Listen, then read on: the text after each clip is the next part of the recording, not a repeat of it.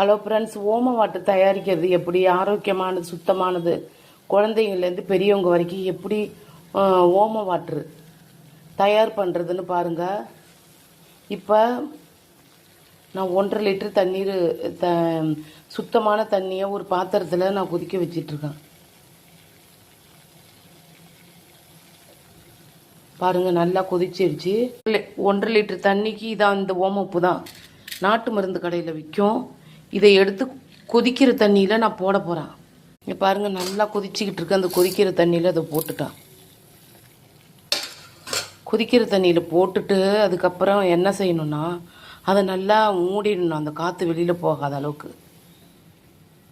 இங்கே பாருங்கள், நல்லா மூடி போட்டுட்டா நல்லா கொதிக்கணும்.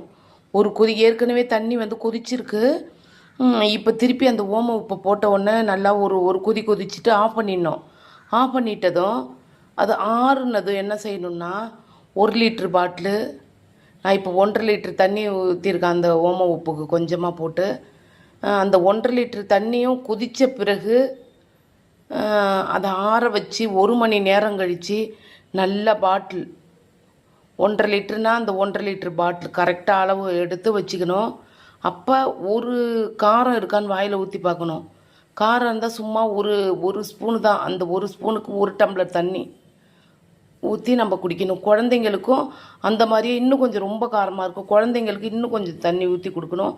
இது ஆரோக்கியமாக இருக்கும். 1 வருஷம் வச்சுக்கலாங்க. இது சுத்தமான வாட்டரில், நம்ம வீட்டு தண்ணியில் நம்ம இது செய்கிறோம். ஃபஸ்ட்டு எடுத்ததும் ஒரு பாத்திரத்தை எடுத்து கொதிக்க வச்சு தண்ணியை, சுத்தமான பாத்திரமாக இருக்கணும். அது தனியாக வச்சுருக்கணும். இதுக்கு நான் அதனால தான் இந்த பாத்திரத்தை நான் தனியாக வச்சுருக்கிறேன். அதனால தான் இதை நான் வச்சுருக்கேன். இதுக்காக தான் நான் யூஸ் பண்ணுறேன். என்னுடைய பசங்கள்லாம் சின்ன குழந்தையாக இருக்கும் பொழுதுலேருந்து நான் இப்படி தான் செய்வேன். கடையிலலாம் போய் வாங்க மாட்டேன். இங்கே பாருங்கள், இது கொதிச்சிடுச்சு. இங்கே பார்த்தீங்களா, அந்த ஓம உப்பு கரையணும். அது 1-2 மிதக்குது பாருங்கள். அது வந்து கரைஞ்சிரும். கரைஞ்சதும் அப்படியே ஒரு கொதிக்கு விட்டதும் அது நல்ல ஓம உப்பு கரையுதான்னு பார்க்கணும். கரைஞ்சதும் மூடிடணும்.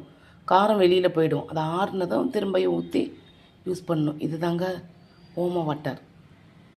இந்த ஓம வாட்டரை 2 பாத்திரம்லாம் வைக்கக்கூடாது. அதே பாத்திரத்திலே ஆற வச்சுட்டு ஊற்றி வைக்கணும். இது தாங்க ஆரோக்கியமான ஓம வாட்டர். ஓம வாட்டர் குடிச்சு ஆரோக்கியமாக.